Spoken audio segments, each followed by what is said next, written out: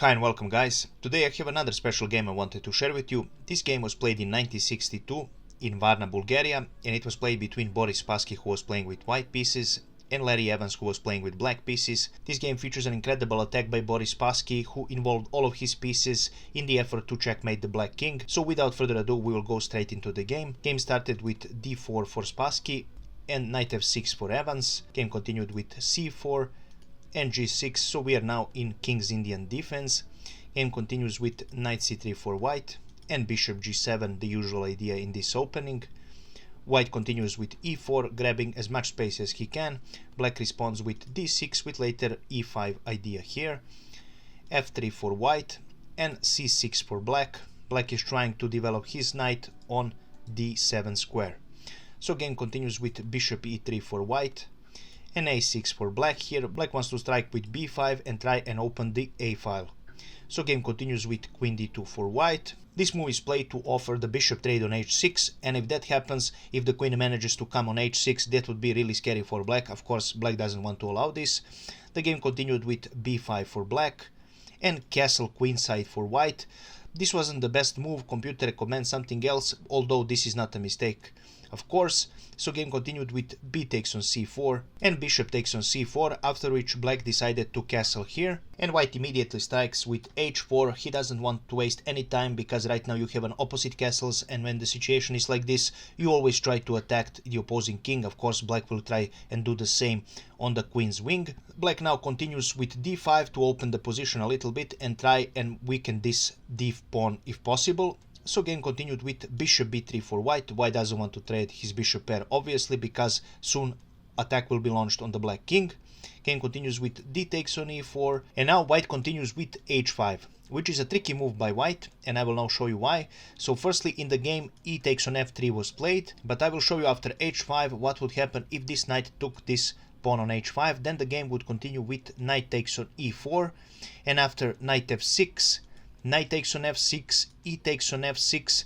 It becomes really scary for black because right now white has this move and you cannot take this bishop because you will be checkmated if the queen comes here. This h file is open and you will be checkmated as black. So you would have to play something like bishop h8 here. So after that, bishop takes on f8, queen takes on f8, and this is a material advantage for white, and this game is practically won. So this was just one line I wanted to show you. There is another one here. After h5, if black continues with g takes on h5, then the game continues with g4 with the idea to open the g file as well.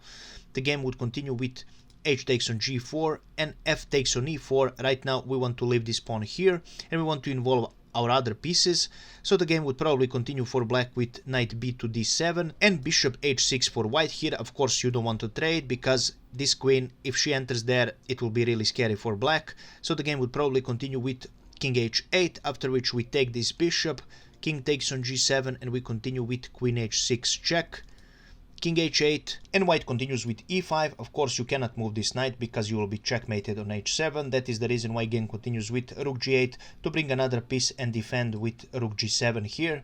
Game would probably continue with bishop c2 to increase the pressure on h7 square and rook g7 for black, after which we play rook f1, and this is a much better position as white. Obviously, black is practically paralyzed. This piece cannot move. This piece is really bad. This bishop as well. So this was the line I wanted to show you, and that is the reason why black didn't want to go this route and he decided to play something else. So after h5, e takes on f3 was played, after which game continued with h takes on g6 because right now white wants to open his h file.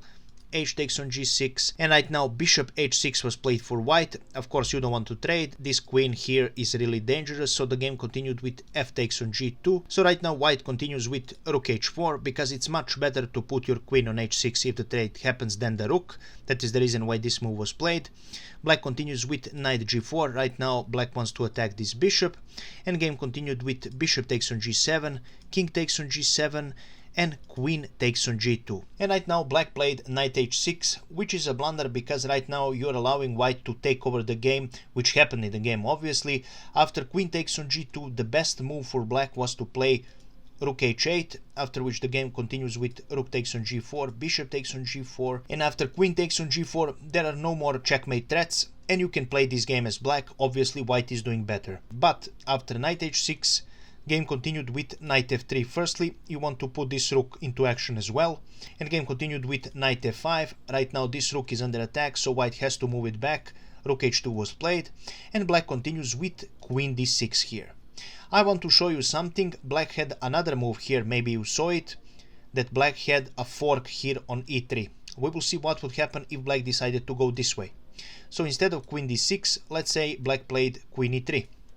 Then the game would continue with queen g5. Obviously you want to leave this rook and you want to prepare attack on the black king.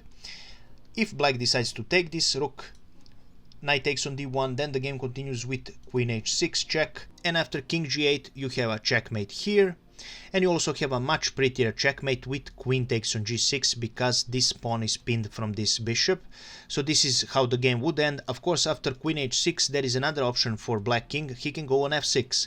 Then the game would continue with knight e4 check, king f5, queen g5 check, you're leaving this knight, king takes on e4, queen e5 check, you're leaving this knight as well. If king decides to play king takes on f3, then you finish with bishop takes on d1 checkmate. And if black king decides to go on d3, you can finish three ways. You can firstly finish with knight e1 checkmate, you can finish with rook d2 checkmate, and you can finish with queen e2 checkmate. So all of these were just lines I wanted to show you. That is the reason why queen d6 was played by black. So knight e3 wasn't good. And right now white plays knight e5. You want to close this queen, and also you want to open the g file. The game continued with knight d7 for black. Black is desperately trying to exchange the pieces, but it doesn't help. White continues with knight e4 firstly. Right now this queen is attacked, black is forced to go back, queen c7, then the game continues with rook d to h1. You are continuing to pressure the h file.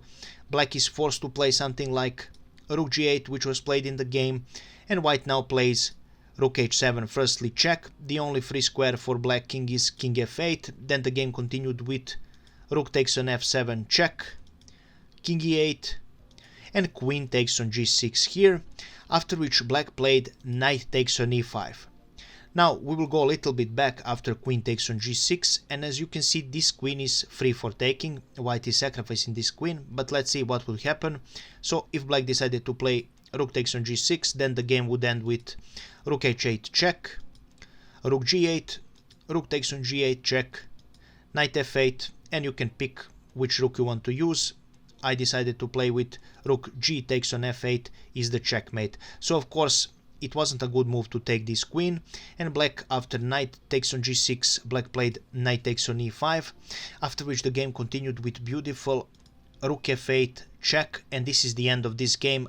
After this move black resigned, and I will now show you why. So let's say if black king decides to take this rook, then the game would end with queen takes on g8 checkmate. Obviously you have this bishop, and after this move if black king decided to go on d7 for example, you can checkmate again three ways. You can checkmate with queen e8, you can checkmate with queen e6, or you can checkmate with bishop e6.